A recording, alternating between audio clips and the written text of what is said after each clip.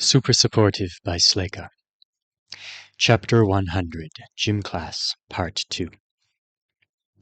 They barely had time to say thanks and bye to Instructor Fragment. As soon as their feet hit the ground, students from the next group were jogging up, and their group was supposed to be jogging off to their own second session. Everly was staggering ahead of Alden and Cone. She was clutching her shoes in her hand, and her hair buns had mostly unraveled. "I saved her all by myself," she said in Korean when she spotted Constantine. "I told you I could." "You're magnificent, like an ice spider." She frowned. "A spider?" "A beautiful spider," he said. "But why was your bag a girl?" "I was imagining it was my mom, so that I wouldn't drop it." When Alden had heard they would have class time dedicated to practicing maneuvering and positioning, he had imagined a lot of talking would happen and then maybe a quick exercise. But he was starting to suspect that the philosophy of their gym instructors was going to be a learn-while-doing one. Instead of giving a long lecture, Instructor Marion was periodically talking in their ears through system comms and telling them what to think about and what mistakes they'd just made. Half the gym had been given over to this class, and obstructions had been created out of the magic shields that could be used to segment the gym into dueling blocks. They'd been made opaque, and they stood in tall columns and walls, creating a maze filled with tons of blind spots. Alden stood with Astrid, trying not to gasp for air. He was afraid that breathing too hard would give away their position. Both of them were wearing green vests over their gym suits, and they had their backs pressed to a column. The other green vests were their teammates for this exercise, the hunted. The red vests were their enemies, the hunters. The hunted gained a point for every 20 seconds they went without being spotted. The hunters stole one of those points every time they spotted someone. "It's simple," Instructor Marion had said in that pleasant voice of his. "It's so simple that most of you will have little use for your magic. A spell effect will usually give away your position. You cannot scale the obstacles. There is no combat. Apologies, Alden, but this time there's no ground element. We'll play with that later. Here, most of you have nothing but your wits, and of course your stats. You're supposed to be using your talents heavily in the other sections. Think of this game as a fun breather." Fun breather, my ass! It had been 20 minutes of flat-out sprints to reposition himself behind a safe obstruction, where he would stand for just a few seconds before Max would... "Alden and Astrid, go down the corridor to your right at the signal." A high-pitched yelp came from the light shaper's direction a moment later. Presumably he was both signaling and providing a distraction to pull away the hunter who'd been running toward Alden and Astrid. They left the column behind and fled down the corridor. Everly, wearing a red vest, was standing right there as they emerged. She pointed at them excitedly, then spun around to press her face to the column behind her, like a person who was it in a game of hide-and-seek. Hunters who'd just gotten a point had to close their eyes and count down to let the hunted get away again. "Shit!" Astrid whispered as 2 points disappeared from their team's score. They were barely keeping it above 0 thanks to Constantine's efforts on behalf of the other team. His legs were definitely not tired enough from climbing up and down the scaffolding. When they first got started, he'd been excited, and he'd said he was going to try to use his object reading skill to detect where people had recently been standing on the gym floor. But either that had been too slow, or his skill was too low level to do a wide enough area, or the magic floor wasn't particularly readable, because he'd shifted tactics, and was instead pelting through the gym like an S-rank lunatic, whipping his neck back and forth rapidly to catch glimpses of green. Alden wasn't sure he was even blinking. "Everly saw us," Alden reported to Max. "She's at the end of the corridor you sent us down."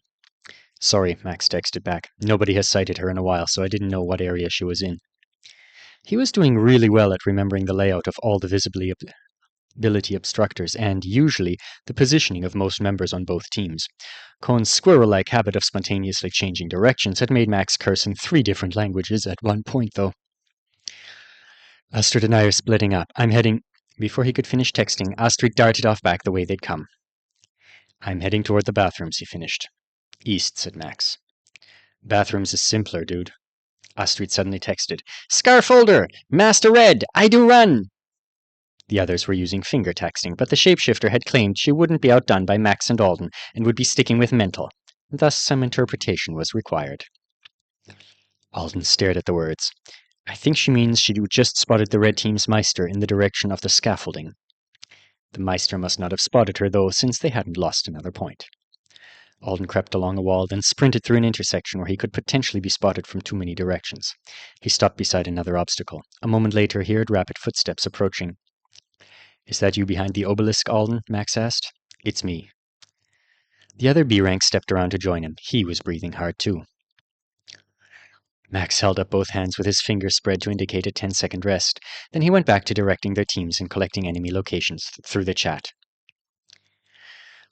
Raccoons, Astrid said, just as they were about to sprint again. Raccoons? Max mouthed. Do you mean bathrooms? Is Cone toward the bathrooms from where you are? Type O, sad face. I do run! I think she was just thinking about raccoons and she accidentally typed that, Alden whispered. Max sighed and dashed away. They had a 3-minute water and bathroom break at the end of Instructor Marion's session. Alden felt like someone had sucked the oxygen from the room and the energy from his muscles. The bodily awareness word chain was still in effect. It would fade at the beginning of his last session, self-defense. For now, though, he was feeling every spot of his body that had gotten a workout today. And it's all of them. All the move Alden around spots are tired. At this rate, only his face was going to have strength left in it. He'd have to try talking people into not hitting him for self-defense. His skill was great for defense, of course, but by his rough estimation, level 3 bearer of all burdens should be approaching depletion by now. The long, extended cord preservation had been unexpectedly taxing. He was guesstimating that he should have done most of what he'd done in the rescue session in some fashion, and probably he'd make it through the majority of offense, but that should be about it. If he followed his own plan and handicapped himself right now, the high cost of double running bearer would exhaust his authority in the expected time frame. It's not like it's a real waste to do it. Learning to take care of myself when my skill's gone, or when I'm using it to preserve something tiny or precious that's useless as a shield is good, and learning to double run it is important too. He collapsed onto a bleacher. Everyone was taking their breaths now. Their break now. He saw Haoyu jogging across the gym toward him, looking fresh as a daisy. I want your stamina stats, Alden said as soon as he drew close. Give them to me. They only make it take longer for my body to get tired right now. My brain is still fuzzy from not getting any sleep last night, and I already blew out my boxing gloves skill. He sat down beside Alden and beamed whenever he passed him one of the iced towels she'd made. Alden was watching Maricel. Instructor Fragment had pulled her aside and was talking animatedly while manipulating the potting soil Maricel had chosen to use for class today. Looks kind of like they're talking about how she can make floating stairs. Maricel looked focused and intrigued. Everyone's so cool, aren't they? Haoyu said. I saw your thing with the sandbag rescue, like a balloon. Big Snake stared at it too, for about 3 seconds. Then he went back to hitting everyone. Did you see Everly's ice rope? Alden asked. No! Haoyu whipped around to look at her. What did you do with an ice rope? Cone leapt at the opportunity to praise her. During the break, they all got a surprise. It was one most of the class felt was negative, judging by the sound of distress Alden heard echoing around him. Gym class has written homework? The boy Alden had seen running around the party wearing a caution tape belt asked. Of course there's homework, Vandy replied. She was using her powers to fan herself, and the tail of her braid was blowing around. Why wouldn't there be? This is a lot of homework, though. Heloisa was upside down, practicing handstands. It's a ton. Are you looking at it, Windy Woman? Reinhardt asked. He was casting some kind of spell over his practice arrows. But there's supposed to be a lot of homework, Vandy said. She's right, Haoyu agreed, looking around at everyone. All of the gym courses will have homework. It would be a waste of the facility if the instructor to focus on too much on lecturing and theory while we're here. This is the practical half of the course, where we're supposed to be pushing our powers and our physical abilities as much as we can. So the other half of the course happens outside the gym. He and Vandy both had parents who'd attended either the high school or university hero programs, so they would know. Holden was studying the assignments. For the rescue section, they were supposed to listen to a recorded lecture and review the drone footage of their own rescues. Then they had to come to class on Wednesday with new things to try. For maneuvering, there was a self-evaluation of today's performance due on Wednesday, and there was a book that had to be read by the end of next week. For self-defense and offense, they'd been given individual assignments based on their strengths and weaknesses.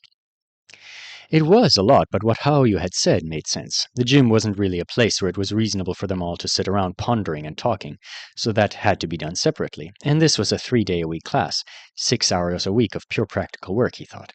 This looks like about the same amount of homework to go with it, assuming defense and offense aren't ridiculous. Torsten Klein's voice suddenly rang across the gym. 2 minutes, finish up whatever you're doing, and head to your next instructor. You're my next instructor. Alden was nervous about it for multiple reasons. Hey, Haoyu, you did offense already with the all-brute group. Any advice on weapon selection? He grinned. Massive fireballs. A nuclear detonation, cried Heloisa, righting herself. That's what it'll take to knock out Instructor Klein. Trust me, your umbrella is not fast enough. Nothing I can do is fast enough to catch up to a professional agibrute. I was just wondering about strategy in general. There was a thud behind him as Mehdi leapt down from a high bleacher. A professional agibrute? Do you think a B-rabbit could even beat me? I hadn't bothered to consider it, Alden said absently, still staring across the gym at Klein. Just have to pick a weapon for the rest of term by Friday, and I don't want to waste today trying out something completely wrong.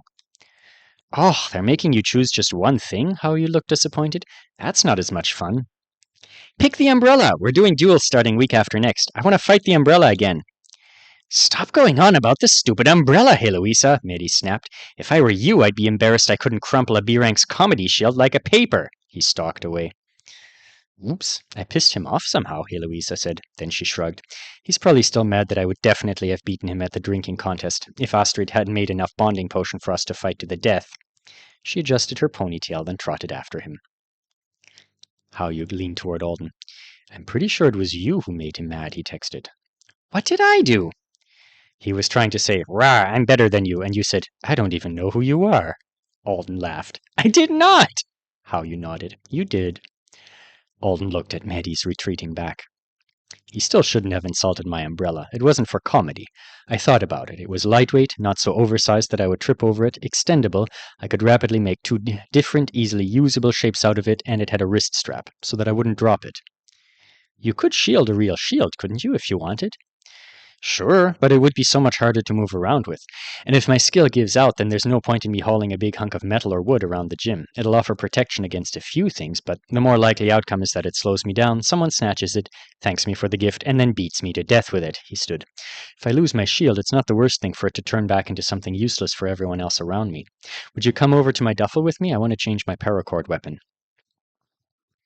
And pick up my handicap. It was going to be a small breath mint. He'd brought a pack of them to untorture his garlicky, oversensitive tongue. It hadn't worked, but if he preserved one and ate it, well, there was no way of dropping that kind of preserved object. He'd lay it beside the cord when he asked Haoyu to entrust it. Range, Haoyu said. What? I was answering your question more seriously. You need some way to attack from range. Instructor Klein is only running away, not fighting back, so don't worry about protecting yourself at all and go for range. Thanks for the tip.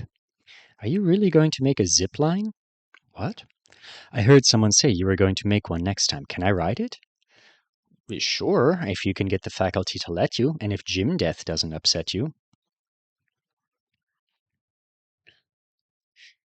Superheroes have to go on the attack frequently, Instructor Klein said. Instructor Waker will be teaching you what it's like to face someone who is willing to engage you in combat. I will be teaching you what it's like to deal with someone who isn't. Everly raised her hand with a nervous look. Are you going to ask why we would fight someone who wasn't fighting back? She blushed and nodded. He smiled at her. A question that shows good character. However, I'm not talking about attacking someone who has yielded.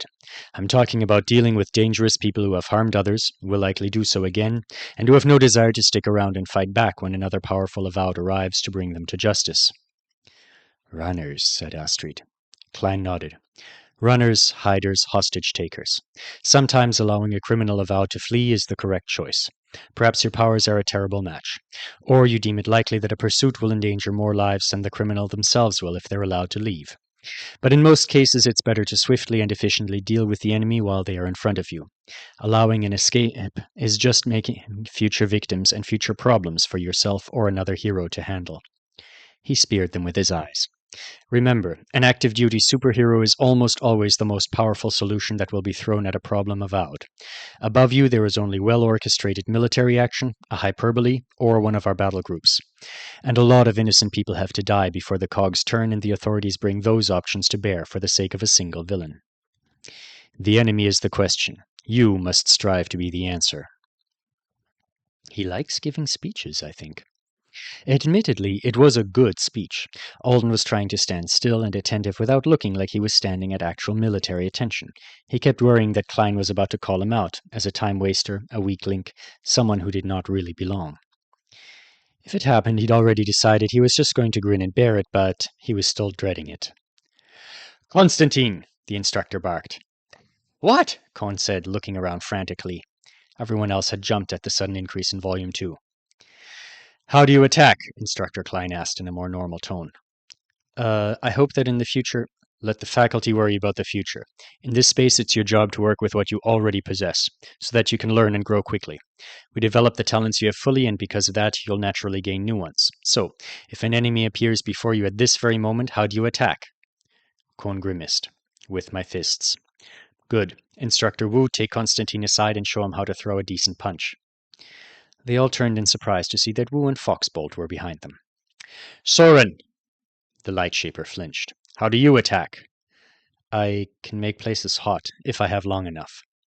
Instructor Klein coughed. You sound distressed about that. I know it's not. Your powers and Constantine's are not presently useful for attacking. However, the benefit of that is you can both practice them to their fullest and at your leisure without worrying about seriously harming yourselves or destroying anything. Many of your classmates would relish the opportunity. We expect you to take advantage of it, extensively. You have other strengths as a superhuman. For now, go join Instructor Wu and learn how to throw a punch.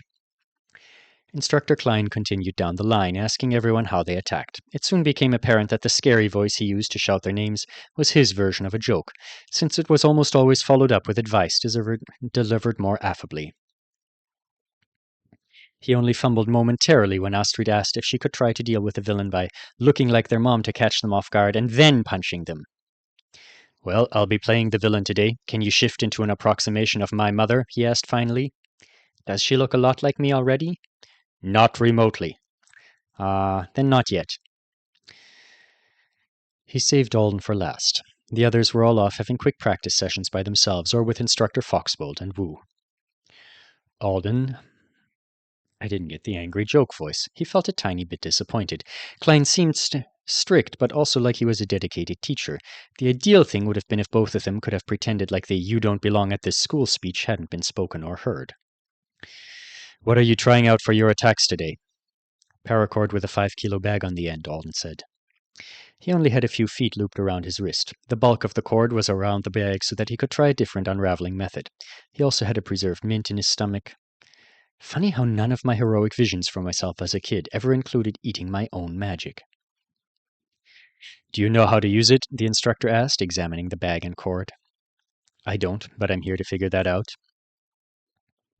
After a pause, Instructor Klein said, Given the nature of your skill, rope is an important tool to master. It's something you will benefit from practicing with, so I have no objection to you choosing it as your weapon for the offensive portion of this course. Then he turned to call the others back together. Could have been worse, Alden decided. He glanced over at Kohn, who'd just come to stand beside him. The adjuster was frowning at his own clenched fists. I think my thumbs are too long. I have long thumbs. They look standard to me, said Alden. Do they? I just spent several minutes thinking about how to make a perfect fist, and now I'm sure there's something wrong with them. Everyone, Instructor Klein barked. He smiled when half of them jumped again. Your only job today is to hit me with something that can put me out of commission. A kill shot, a capture, knocking me unconscious. You're going to have enough trouble as it is, so don't feel limited. The rules are, I can go anywhere in the gym I want. You can use your powers however you want. No teamwork, no stopping. It's the second half of class. If you've been pushing yourself as you should have, then a lot of you should be approaching fatigue with your main talents. When they give out, you don't get to quit for the day. Running is good for you. No teamwork? Surprisingly, it was Max who asked. The instructor looked at him. Not today. No planning with your classmates, no interfering with them for the sake of interfering with them either. Treat what everyone else is doing like mayhem happening in the midst of your own solo attempt to stop a dangerous criminal as quickly as possible. Use their actions or their magic if they can be a resource to you. Avoid them if they're an obstacle. Your friends aren't civilians, villains, or fellow heroes for this exercise. They're just a complicating feature of the environment you're fighting in. That's unexpected. It sounded like it was okay for them to make use of what everyone else was doing with zero regard for if it would ruin the other person's plans. So if I see Max building a speed zone, I can steal it for myself as long as I'm doing it to help kill the instructor and not just to be a dick to Max. Klein had also said they would be using the whole gym, and the whole gym was full of other students and faculty doing their own work. Is this something special he's doing for our group for some reason? Alden hadn't had much attention to spare for other groups this afternoon, but he would have noticed if they were chasing after Instructor Klein through the rescue section or hide-and-seek maze. Isn't it going to be extremely chaotic? 2 minutes later, he had the answer to his questions. It was chaotic, and Instructor Klein wasn't giving their group special treatment. He simply didn't need to utilize the whole gym to run circles around 10 brand new hero students. Running circles around people was his specialty as an agility brute. He was fast and strong, and he'd obviously played the class straight, choosing talents that made him a peak superhuman maneuverer. 1 second he was running directly at Alden, but the moment Alden tried to throw up a length of frozen paracord to stop him, Klein slid sideways across the white floor at the same rate he'd been running. It defied human anatomy and his own momentum, and Alden's rope whipped harmlessly past him.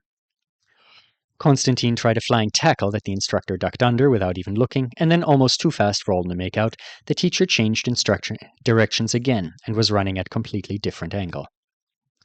"It's the instant corner skill!" a Meister yelled in an oddly panicked tone. "We know it's the instant corner skill!" Cone yelled back. That was the last time anyone had enough air in their lungs to yell anything. Alden chased, he swung his rope, he threw his sandbag. He tried to trip Klein, he tried to hit him, from above, below, behind. "Shit, where is he now? I can't keep up." Gasping, he whirled around in a circle twice before he finally caught up to the instructor visually, never mind physically. It was insane. It got even more insane when he started to realize that Instructor Klein wasn't trying his best. His feet stayed on the ground. He hadn't cast a spell yet. Agility brutes were phenomenal gymnasts, so in addition to just running around them all like they were standing still, he could have been flying through the air over their heads, or using any number of impressions. A blocked attack here, an invisible step there. He didn't bother with it. He seemed to have limited himself for their sake, and imposed additional personal rules on what he could do. They couldn't even threaten him enough to get him out of their corner of the gym. A couple of people were hunched over trying to breathe. The Meister who'd shouted about the skill was moving so sluggishly that Alden was pretty sure he wasn't really trying. Max's spell impressions had run out a few minutes ago, after he'd laid down a series of traps that had ended up catching classmates instead of the instructor. And he'd been running doggedly after Klein ever since, despite the fact that he was always miles from catching him. As for Cone, he was fast. He wasn't as fit as his older brother, and it was only S-rank adjuster fast. But he was still quicker and more agile than Alden was without ground. He was trying like hell, too, but it wasn't enough. His face was tomato red, and sweat literally flew off him as he nearly swiped Alden during the course of his pursuit. Alden was trying to think, to come up with some rope shape or technique that would miraculously be enough to stop a middle-aged man who'd spent the past 30 or 40 years training his superpowers. There's nothing. There's literally nothing. He jogged past Everly Kim, who was squatting on the floor with her head down. She'd been that way for a while.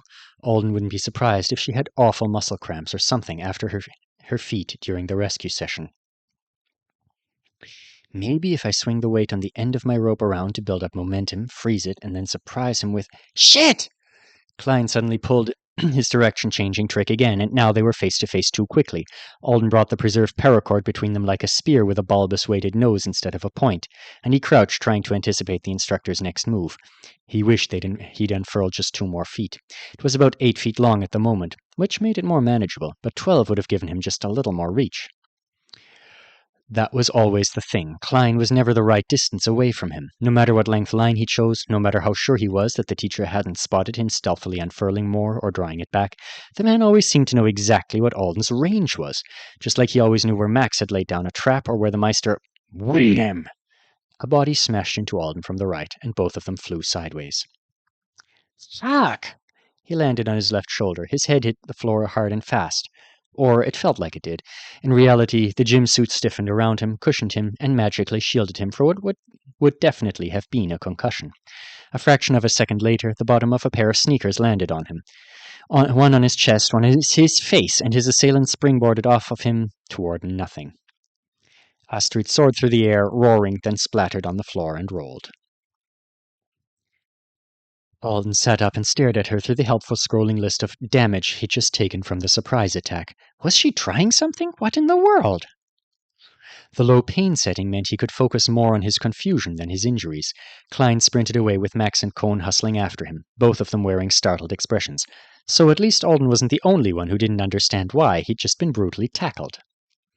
Astrid was getting onto her hands and knees. She looked annoyed, so belly flopping on the floor hadn't been her intention. Alden pushed himself up, too. His paracord and sandbag had come along for the ride with him since he had them tied to him, though he'd lost preservation when he'd fallen. He lifted and represerved in the same motion, but before he could attempt to catch and attack the instructor again, he lost his footing. A slick coat of ice was spreading across the gym floor from behind him. It lifted his shoes from the ground in an instant and toppled him again. He rolled over to see Everly, barefoot and running across the patch of ice she'd made toward Instructor Klein. She'd managed to catch their entire group in the spell. Max was down. Cone was windmilling comically, like he was on skates for the first time in his life. Astrid was still on all fours. And the instructor had stopped, for the first time. He wasn't falling, but he was standing still. Get him, thought Alden, lifting his rope and preserving yet again as he tried to clamber to his feet. He wasn't sure if he was rooting for himself or Everly.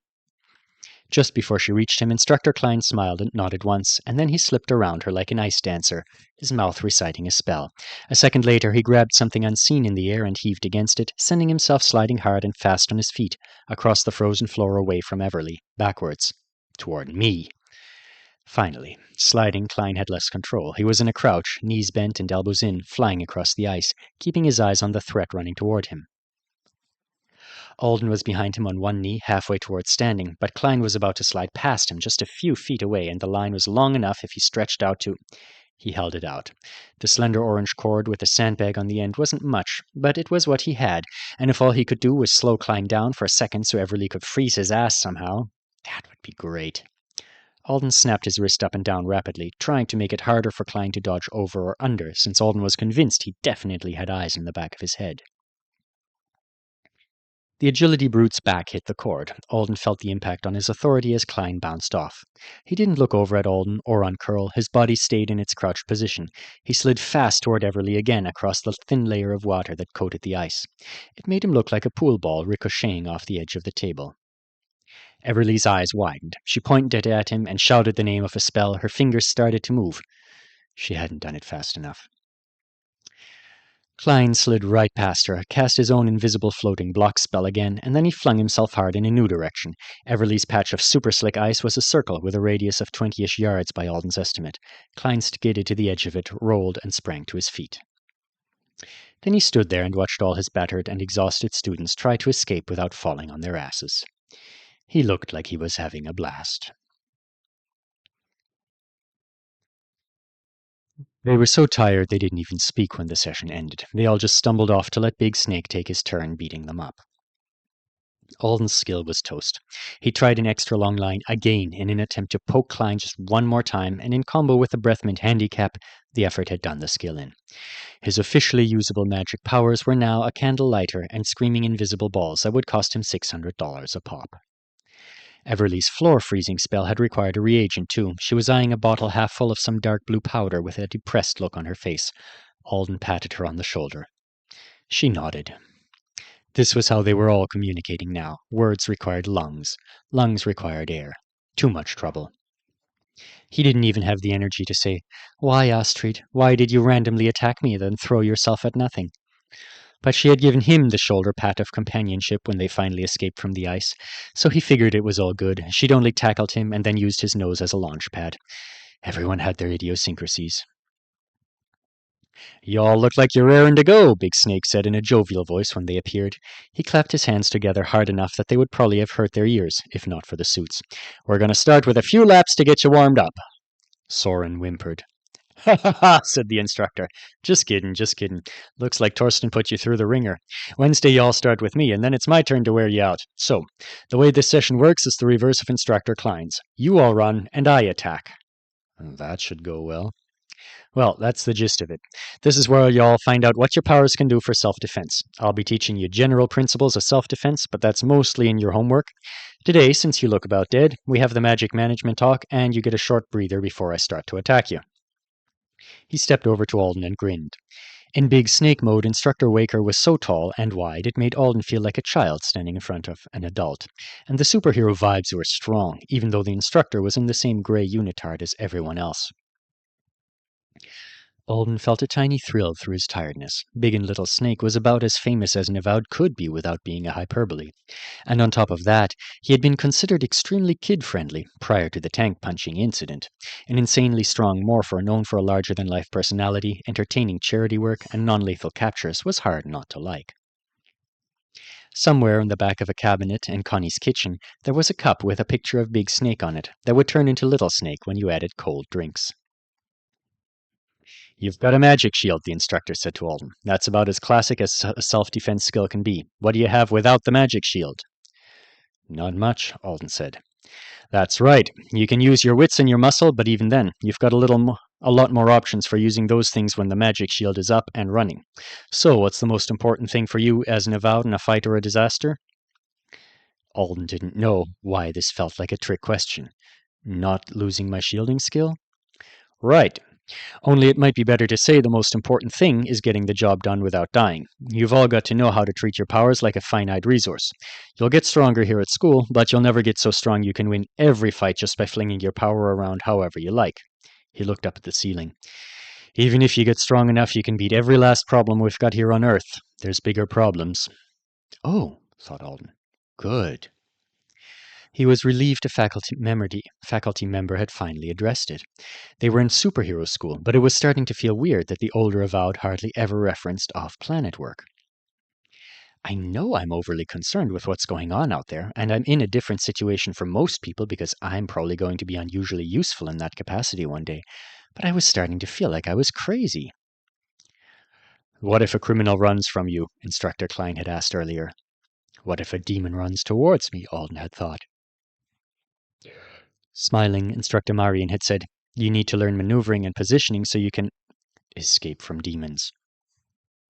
In later courses, you'll have the opportunity to learn about structural integrity," Instructor Fragment had told them. Because chaos eats and mutates fucking everything." It was like everyone else was talking about the weather, while Alden had a disturbed man wearing a sandwich board in his head that said, "Beware of moon-sized demons devouring Earth and the end of days." Like Haoyu's mom, Big Snake got summoned a lot, and considering his skill set, it probably wasn't for waiting tables at college parties. Maybe it made sense for him to be the one to bring it up. "You ought to be trying to exhaust your levelable talents often," Big Snake was saying, "and your spell impressions, the ones that won't bankrupt you." The last was said in response to Everly going white as a sheet and clutching her bottle of blue powder like the instructor might steal it from her. "Whether you have gym or not, find ways to burn them out. Learn them. Know how much you can do with them before you hit fatigue. This quarter, we're still going to getting to know your talents, and you'll still be getting to know them yourselves. In gym class after this one, you'll be expected to manage your skill usage better, so that you're finished about the same time the class is. Understanding how far you can push your magic before you lose it is a lifesaver." He looked around at them all. "Now, let me show you why you don't want to come to my session without your powers." He bent toward a large cardboard box at his feet and pulled out a tennis ball. It looked small in his hand. "I've been working on my pitching accuracy this month." He started stretching out his right shoulder. "We're going to die," Cone whispered. Nobody disagreed with him.